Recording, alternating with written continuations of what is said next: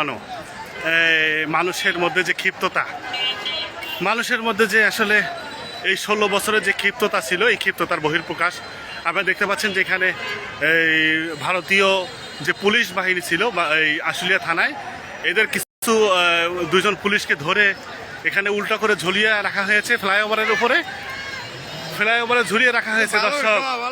ভারতীয় পুলিশ বাংলাদেশ থেকে ভারতীয় দুঃশাসনের, ভারতীয়র যে তাবেদারি সরকার ছিল, এই সরকারের অবসান হয়েছে আমরা সকলে জানি।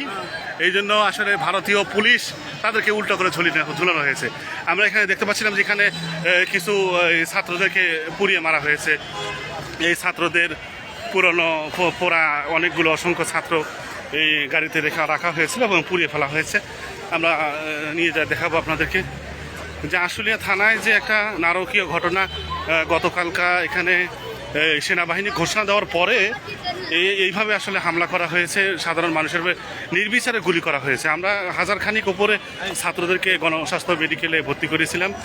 আপনারা দেখতে পাচ্ছেন এখানে যে ছাত্রদের একটা স্তূপ, ছাত্র না গেলে ভাই ছাত্রদের স্তূপ দেখেন, এই যে পুরা এদেরকে বেঁধে রেখে একেবারে পুড়িয়ে ফেলা হয়েছে পুলিশের গাড়িতে। কতটা নৃশংস হতে পারে মানুষ,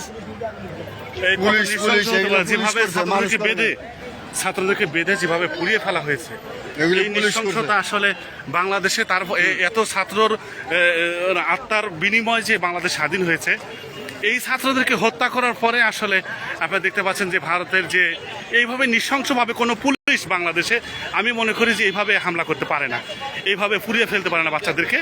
তো আপনারা দেখতে পাচ্ছেন এদের বহিঃপ্রকাশ ফ্লাইওভারের নিচে যে ঝুলিয়ে রাখা হয়েছে উল্টো করে আশুলিয়া থানায়। এই ভারতীয় যে পুলিশের পোশাক পরে বাংলাদেশে কর্মচারী হিসেবে আওয়ামী লীগ সরকার নিয়োগ দিয়েছিল, তাদেরকে এখানে সাধারণ জনতা এরকম উল্টো করে ঝুলিয়ে রেখেছে। আপনারা দেখতে পাচ্ছেন এখানে যে একটা